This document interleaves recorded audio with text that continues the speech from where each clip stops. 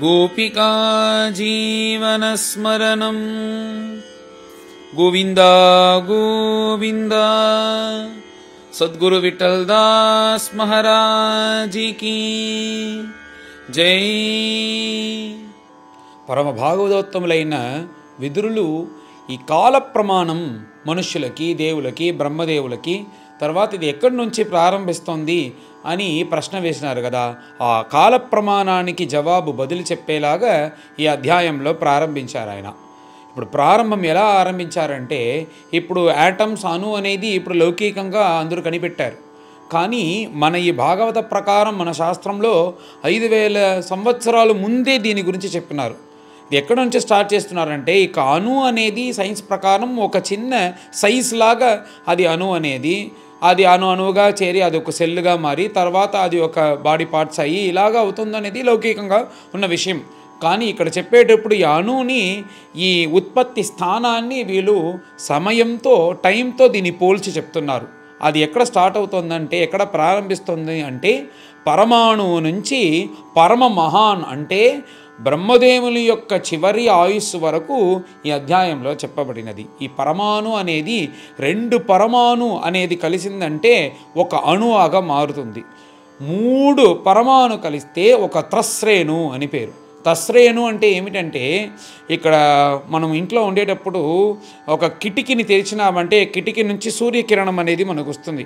ఆ సమయంలో ఒక చిన్నదిగా ధూళి సంచరిస్తుంటుంది కదా, అది ఇలా ఉత్పత్తి అయ్యేదానికి దానికి చాలా చాలా చాలా చాలా చిన్న కాలం ఉంటుందంట. అదే ఈ 3 పరమాణు కలిస్తే అది ఒకటి ప్రారంభిస్తుంది అని ఇలా లెక్క చెప్పినారు. ఇలాగా ఈ 3 త్రశ్రేణు కలిసి ఉత్పత్తి అయ్యే సమయం అనేది త్రుటి అని పేరు. ఇప్పుడు త్రుటి యుగాయతే తామపశ్యతాం అంటూ దశమ స్కందంలో గోపికలు చెప్పేటప్పుడు, కృష్ణ ఒక త్రుటి నిన్ను చూడకుండా ఉండేది కూడా మాకు యుగం గడిచేలాగా ఉంది, అలాంటి నువ్వు మమ్మల్ని వదిలి వెళ్ళొచ్చా అని ప్రార్థిస్తున్నారు. ఈ త్రుటి అనేది ఎంత కాలం అంటే మనకు ఇప్పుడు ఇలా చూస్తే ఇది అర్థం అవ్వదు.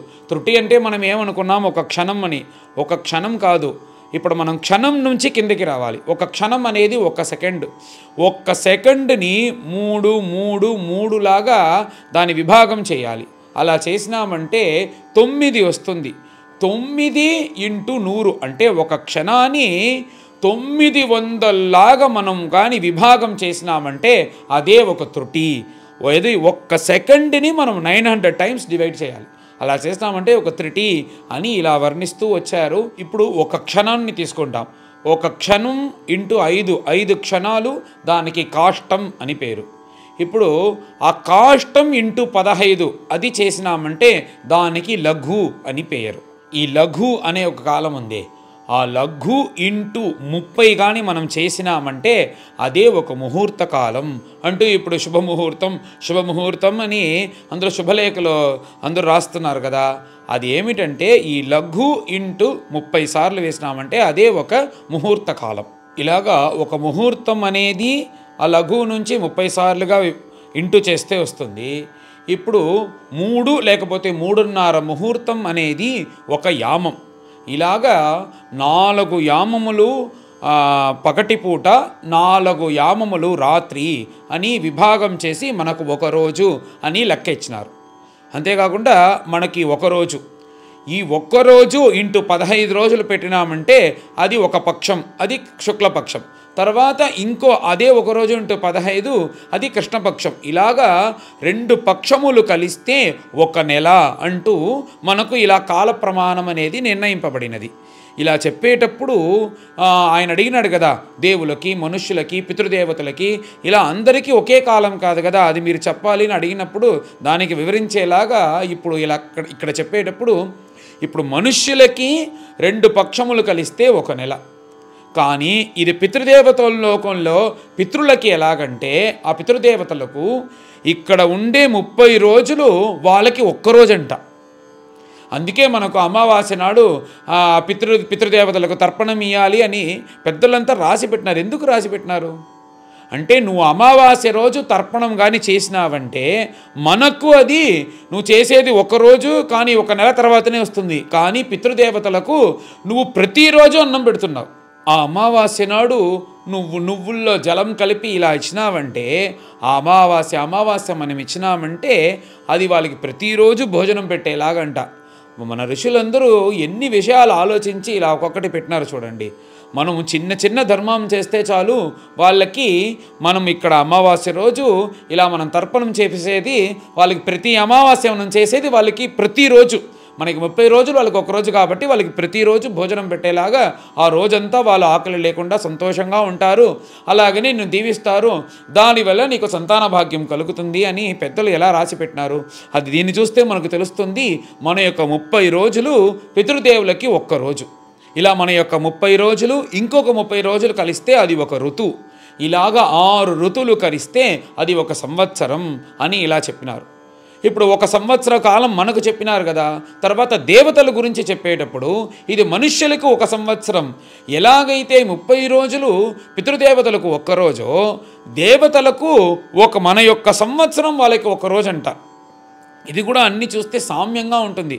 ఇప్పుడు మనకు ఒక సంవత్సరంలో ఉత్తరాయణం, దక్షిణాయనం అంటూ 6 నెలలు ఉంటుంది.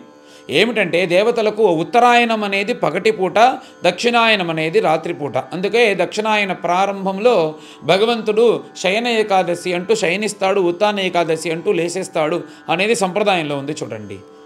దానికంటే ఇంకా విశేషమైనది ఏమిటంటే మాసానాం మార్గశీర్షోహం అంటూ ఈ మార్గశీర్ష మాసం ఉందే అది చాలా గొప్పది.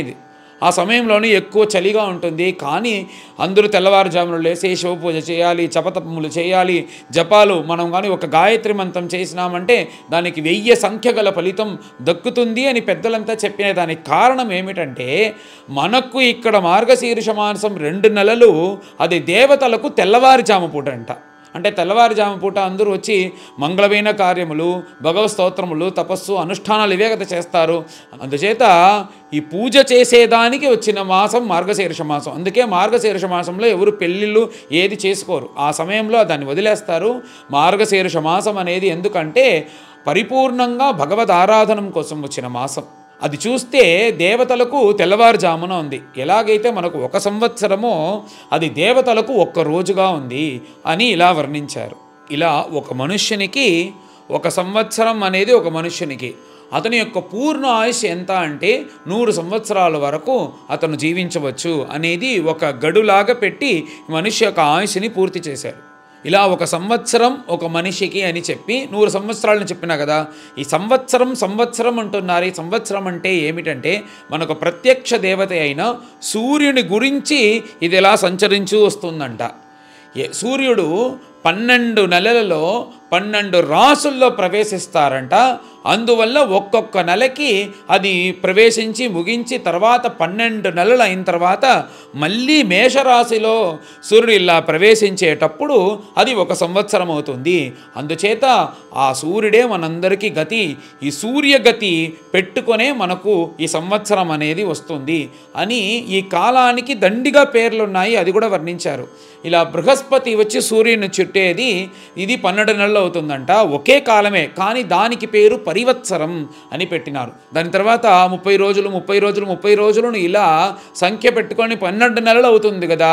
దీనికి అనువత్సరం అని పేరు. సూర్యుణ్ణి అనుసరించేది అది సంవత్సరం. ఇలా చంద్రుణ్ణి అనుసరించేది దానికి ఇడావత్సరం అని పేరు. ఎలాగైతే అమావాస్య ముగించిన వెంటనే ప్రథమ అనేది ప్రారంభించి మళ్ళీ అమావాస్యలో పూర్తవుతుంది కదా. ఇలా ఒక్కొక్క నెల 12 నెలలు ఇలా వచ్చిందంటే దానికి ఇడావత్సరం అంటూ ఇలాగ ఒకే కాలాన్ని పల విధంగా చెప్తారు అని ఈ సంవత్సరానికి చెప్పినా కానీ మనకు ముఖ్యమైనది ఏమిటంటే ఆ సూర్యుడి యొక్క గతి. ఆ సూర్యుడు లేకపోతే మనం ఎలా జీవించగలం? అలాంటి సూర్య భగవంతుని యొక్క గతి పెట్టుకొని దీనికి సంవత్సరం అని పేరు అని ఇలా విదురుని దగ్గర మైత్రేయులు వర్ణించారు. మనుష్య ఆయుస్సు గురించి చెప్పిన తర్వాత ఈ యుగములు అనేది ఉందే, దాని గురించి మీరు చెప్పాలి అని అడిగిన వెంటనే నాయనా దీనికి కృతయుగం, త్రేతాయుగం, ద్వాపరయుగం, కలియుగం అంటూ 4 యుగములు ఉన్నాయి. వీటన్నిటికీ ఒక్కొక్క కాలం ఉంది. దీన్ని నేను పైన వర్ణిస్తాను అని చెప్పేటప్పుడు దేవవర్షంలో వర్ణించారంట. మొత్తం 12,000 సంవత్సరములు దీనికి చతుర్యుగం అని పేరు. అంటే మన యొక్క మనుషుల యొక్క సంవత్సరం 12,000 సంవత్సరాలు కాదు. మనుషుల యొక్క సంవత్సరాలు చూస్తే అది 1,00,000 సంఖ్యలో వస్తుంది. కానీ ఈయన చెప్పేటప్పుడు ఇక్కడ దేవుల యొక్క ఆయుస్సులో చెప్తూ వస్తున్నారు. 12,000 సంవత్సరాలు ఒక చతుర్యుగం, దాంట్లో 4,000 సంవత్సరాలు అనేది కృతయుగం, 3,000 సంవత్సరాలు అనేది త్రేతాయుగం, 2,000 సంవత్సరాలు అనేది ద్వాపరయుగం, 1,000 సంవత్సరం అనేది కలియుగం, దాని తర్వాత 2,000 సంవత్సరాలు ఉన్నాయి, అవి వచ్చి యుగ సంధి అని పేరు. ఈ యుగ సంధిలో మహాత్ములందరూ విశేష ధర్మాలు చేసుకుంటూ భగవద్ ఆరాధనం చేస్తారు అంటూ ఈ చతుర్యుగాన్ని గురించి చెప్పి, దీని తర్వాత ఈ చతుర్యుగంతో బ్రహ్మదేవుల యొక్క ఆయుస్సుని పోల్చారంట. ఇప్పుడు చతుర్యుగం అనేది ఒక చతుర్యుగం 12,000 సంవత్సరాలు. ఇలాగా 1000 చతుర్యుగం గడిచిందంటే అది బ్రహ్మదేవుని యొక్క ఒక్క రోజంట. అంటే బ్రహ్మదేవుని యొక్క రోజులో 1000 చతుర్యుగం, 500 సంవత్సరాలు బ్రహ్మదేవుని యొక్క పగలు, 500 సంవత్సరాలు బ్రహ్మదేవుని యొక్క రాత్రి అని ఇలా వర్ణించేటప్పుడు దీంట్లో 71 చతుర్యుగం ఒక మన్వంతరం అని పేరు. ఇలాగ 7 మన్వంతరాలు బ్రహ్మదేవుని యొక్క పగలు, 7 మన్వంతరాలు బ్రహ్మదేవుని యొక్క రాత్రి అని ఇలా వర్ణిస్తూ వచ్చేటప్పుడు మనము ఎలా పగల్లో వ్యవహారం అంతా పెట్టుకొని రాత్రి నిద్రపోతామో అలాగనే ఈ 500 చతుర్యుగం అయిన తర్వాత బ్రహ్మదేవులు కూడా నిద్రపోతారంట. బ్రహ్మదేవులు నిద్రపోయేటప్పుడు ఏమవుతుందంటే నైమిత్తిక ప్రళయం అని ఒక ప్రళయం వస్తుంది. ఆ సమయంలో ఏమవుతుందంటే ఈ భూలోకంలో జీవించే మనుష్యులు, పక్షులు, జంతువులు, దీనిపైన ఉండే భువర్లోకం, సువర్లోకం, మహర్లోకం ఇంతవరకు అన్నీ నశించిపోతుందంట. ఈ మహర్లోకంలో ఉండే బ్రహ్మ ఋషులు అందరూ పైన ఉండే జనర్లోకానికి వెళ్ళిపోతారంట. కానీ ఈ పైన ఉండే ఈ భువర్లోకం, సువర్లోకంలో ఉండే దేవతలు, సూర్యుడు, చంద్రుడు అందరూ నశించిపోతారంట ఈ ప్రళయంలో. అలాగా 500 సంవత్సరాలు బ్రహ్మదేవులు కూడా తమోగుణం స్వీకరించుకొని నిద్రపోతారు. ఇలాగ బ్రహ్మదేవుల యొక్క ఒక్కరోజు అనేది ఒక కల్పం అని పేరు. అంటే ఇలాగ ఒక్కొక్క రోజు గడుస్తూ ఆయనకు ఒక సంవత్సరం, అది వచ్చి 50 సంవత్సరాలు అయితే ఒక పరార్థం. అలాగ బ్రహ్మదేవునికి పరార్థద్వయజీవి అని పేరు. ఇప్పుడు ఒక పరార్థం అయిపోయింది. ఈ మహాప్రళయం నుంచి ప్రారంభించి ఒక పరార్థం అనేది అయిపోయింది. ఇప్పుడు 2వ పరార్థంలో దాంట్లో ఇప్పుడు మనం మొదటి కల్పం అనేది పాద్మకల్పం, ఇప్పుడు 2వ కల్పమైన శ్వేతవరాహ కల్పంలో మనము 7వ మన్వంతరంలో 28వ రౌండ్లో కలియుగంలో జీవిస్తున్నాము అని చెప్పిన వెంటనే విదురులకి పరమాశ్చర్య, మహాత్ములైన మీ వల్లనే ఇలాగంతా వర్ణించేదానికి వీలవుతుంది, భగవంతుని యొక్క కాల విశేషం అనేది ఎలా ఉంది అని ఆశ్చర్యపడ్డారు విదురులు. ఇలాగా ఈ కాలరూపాన్ని, కాలస్వరూపాన్ని వర్ణించి ఆ కాలస్వరూపం అనేది సృష్టించిన ఆ భగవంతుడు అవ్యక్తం, మహదహంకారం, పంచభూతం, పంచతన్మాత్రలు, పంచ జ్ఞానేంద్రియములు, పంచకర్మేంద్రియములు, మనస్సు, తర్వాత అంతర్యామిగా ఉంటూ ఇలా సృష్టించి ఇది మాత్రం ఏ కాలంలోనూ మారదు, ఇది అలాగే ఉంటూ ఉంటుంది. అలాంటిది నేను ఇప్పుడు నాయన నీకు ఒక పరమాణు అనే ఒక చిన్న కాలం నుంచి పరమ మహాన్ అంటూ ఆ పరార్థద్వయ జీవి బ్రహ్మదేవుని యొక్క కాలం పర్యంతం ఈ నీకు వర్ణించాను అనేది భగవంతుని యొక్క సృష్టి అని చెప్పారు. అదే ఈ అధ్యాయం యొక్క కథ. పైన అందరం కలిసి ఈ 11వ అధ్యాయాన్ని పారాయణం చేస్తాం. అథ ఏకాదశోऽధ్యాయః. మైత్రేయ ఉవాచ చరమః సద్విశేషానాం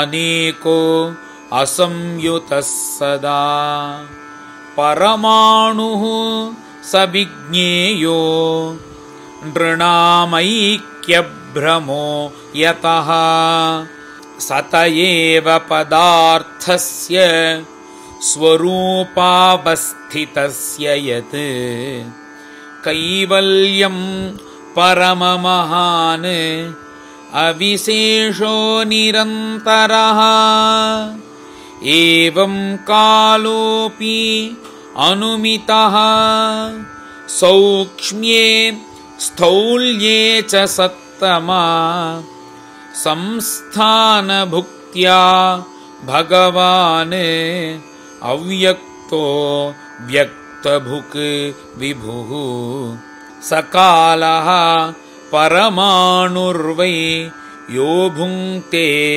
परमाणुतां सतो विशेष भुग्यस्तु सकालः परमो महान् अनुर्द्वौ परमाणु स्यात् त्रसरेणुः त्रयस्मृतः जलार्करश्मि अवगतः खमेव अनुपतन्नगात् त्रसरेणुत्रिकं भुङ्क्ते यः कालः स त्रुटिः स्मृतः शतभागस्तु वेधः स्यात् तैस्त्रिभिस्तु लवस्मृतः निमेषः तृळवो ज्ञेयः आम्नातस्ते त्रयः क्षणः क्षणान् पञ्चविदुः काष्ठां लघुता दशपञ्च च लघूनि वै समाम्नाता दशपञ्च च नाडिका ते द्वे मुहूर्तः प्रहरः षड्यामः सप्तवानृणां द्वादशार्धपलोन्मानं चतुर्भिः चतुरङ्गुलैः स्वर्णमाशैः कृतच्छिद्रं यावत्प्रस्थजलप्लुतं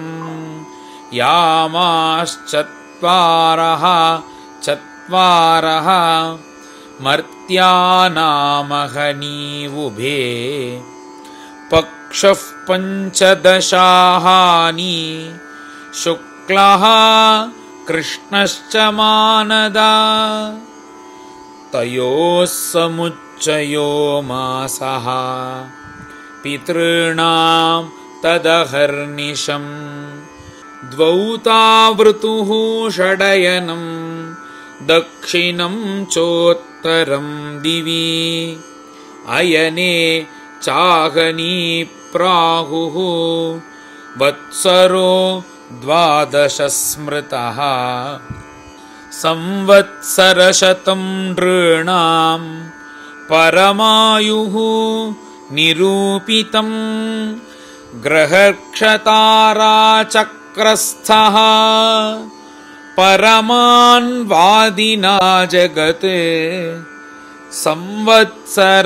संवत्सरावसानेन पर्येति अनिमिषो विभुः संवत्सरः परिवत्सरः इडावत्सर एव च अनुवत्सरो वत्सरश्च विदुरैवं प्रभाष्यते यस्सृज्य शक्तिमुरुधा उच्छ्वसयन् स्वशक्त्या पुंसो भ्रमाय विविधावति भूतभेदः कालाख्यया गुणमयं क्रतुभिर्वितन्वन् तस्मै बलिं हरत वत्सरपञ्चकाय विदुरौवाच पितृदेवमनुष्याणाम्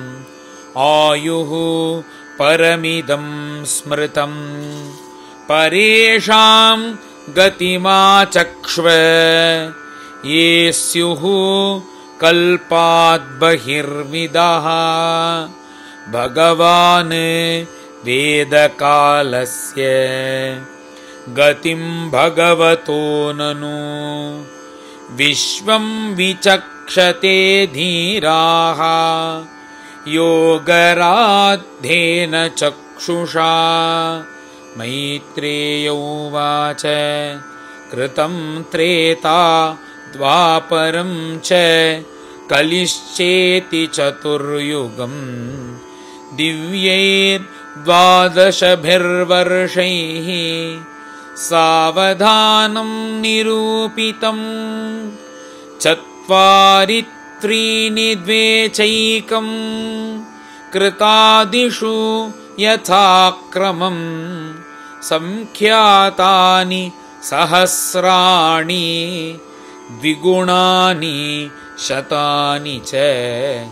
संध्याशयोरन्तरेण यः कालः शतसंख्ययोः तमेवाहुः युगं तज्ञाः यत्र धर्मो विधीयते धर्मः चतुष्पान्मनुजान् कृते समनुवर्तते स एवान्येषु अधर्मेण व्येतिपादेन वर्धता त्रिलोक्या युगसाहस्रं बहिराब्रह्मणो दिनं तावत्येव निशातात यन्निमीलति विश्वसृक् निशावसान आरब्धो लोककल्पो अनुवर्तते यावद्दिनं भगवतः मनून् भुञ्जन् चतुर्दश स्वं स्वं कालं मनुर्भुङ्क्ते साधिकां ह्येकसप्ततिं मन्वन्तरेषु मनवः तद्वंश्याः ऋषयः सुराः भवन्ति चैव युगपत् सुरेशाश्चानु ये च तान् एष दैनन्दिनः सर्गः ब्राह्मस्त्रैलोक्यवर्तनः तिर्यं नृपितृदेवानां सम्भवो यत्र कर्मभिः मन्वन्तरेषु भगवान् बिभ्रत्सत्वं स्वमूर्तिभिः मन्वादिभिः इदं विश्वम् अवति उदितपौरुषः तपोमात्रामुपादाय प्रतिसंवृद्धविक्रमः कालेनानुगताशेष आस्ते तूष्णीं दिनात्यये तमेव अन्वपिधीयन्ते लोका भूरादयस्त्रयः निशायाम् अनुवृत्तायां निर्मुक्तशशिभास्करं त्रिलोक्यां दह्यमानायां शक्त्या संकर्षणाग्निना यान्त्यूष्मना महर्लोकात् जनं भृग्वादयोर्दिताः तावत् त्रिभुवनं सद्यः कल्पान्तैधित सिन्धवः प्लावयन्ति उत्कटाटोप चण्डवातेरितोर्मयः अन्तः स तस्मिन् सलिले आस्ते अनन्तासनो हरिः योगनिद्रा निमीलाक्षः स्तूयमानो जनालयैः एवं विधैः अहोरात्रैः कालगत्योपलक्षितैः अपक्षितं इवास्यापि परमायुः वयश्शतम् यदर्धमायुषस्तस्य परार्धम् अभिधीयते पूर्वः परार्धोपक्रान्ते ह्यपरोद्य प्रवर्तते पूर्वस्यादौ परार्धस्य ब्राह्मो नाम महानभूत् कल्पो यत्राभवत् ब्रह्मा शब्दब्रह्मेति यं विदुः तस्यैव चान्ते कल्पोऽभूत् यं पाद्मम् अभिचक्षते यद्धरेः नाभिसरसः आसील्लोकसरोरुहम् अयं तु कथितः कल्पः द्वितीयस्यापि भारत वाराह इति विख्यातो यत्रासीत् सूकरो हरिः कालोऽयं विपरार्धाख्यः निमेष उपचर्यते अव्याकृतस्य अनन्तस्य अनादेः जगदात्मनः कालोऽयं परमाण्वादिः विपरार्धान्त ईश्वरः नैवेशितुं प्रभुर्भूम्नः ईश्वरो धाममानिनां विकारीः सहितो युक्तैः विशेषादिभिः आवृतः आण्डकोशो बहिरयं 50 कोटिविस्तृतः दशोत्तराधिकैः यत्र प्रविष्टः परमाणुवत् लक्ष्यते अन्तर्गताश्चान्ये कोटिशो ह्यण्डराशयः तदाहुरक्षरं ब्रह्म सर्वकारणकारणं विष्णोर्धाम परं साक्षात् पुरुषस्य महात्मनः। श्रीहरये नमः। इति श्रीमद्भागवते महापुराणे पारमहंस्यां संहितायां तृतीयस्कन्धे 11ोऽध्यायः। गोपिका जीवनस्मरणं गोविन्द गोविन्द। सद्गुरु विठ्ठलदास महाराज की जय।